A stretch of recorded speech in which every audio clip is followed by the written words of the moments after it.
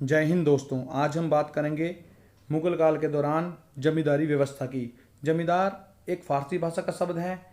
यह मुगल काल के दौरान बादशाह और किसान के बीच की कड़ी होता था।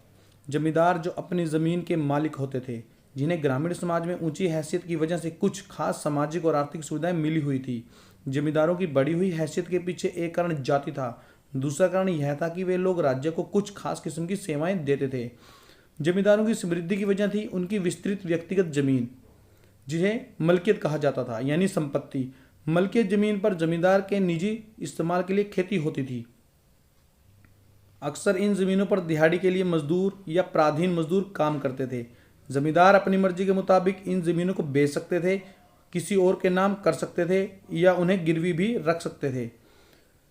जमींदारों की ताकत इस बात से भी आती थी कि वे अक्सर राज्य की ओर से कर वसूल कर सकते थे। इसके बदले उन्हें वित्तीय मुआवजा मिलता था। सैनिक संसाधन उनकी ताकत का एक और जरिया था।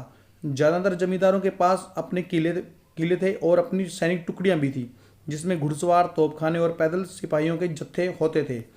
इसी तरह अगर हम मुगलकालीन गांव के सामाजिक संबंधों की कल्पना एक पिरामिड के रूप में करें तो जमींदार इस पिरामिड के शीर्ष का हिस्सा थे।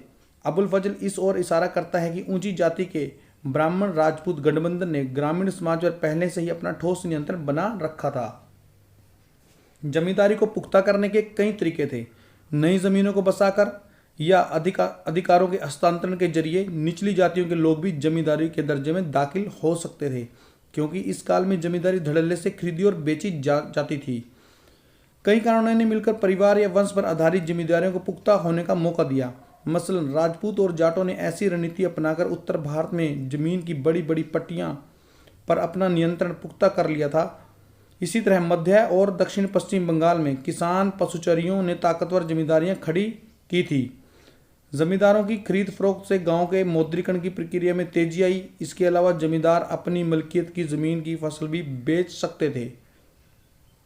ऐसे सबूत हैं जो दिखाते हैं कि जमींदार अक्सर बाजार स्थापित करते थे, जहां किसान भी अपनी फसलें बेचने आते थे। हालांकि इसमें कोई शक नहीं कि जमींदार शोषण करने वाला तबका था, लेकिन किसानों से उनके रिश्ते मजबूत थे। दो पहलू इस बात की पुष्टि करते हैं। एक तो यह कि भक्ति संतों ने जहां बड़ी बेबाकी से जातिगत और दूसरी किस्मों के अत्याचारों की निंदा की, वहीं उन्होंने जमींदारों को किसानों के शोषक या उन पर अत्याचार करने वालों के रूप में नहीं दिखाया। आमतौर पर राज्य का राजस्व अधिकारी ही उनके गुस्से का निशाना बना।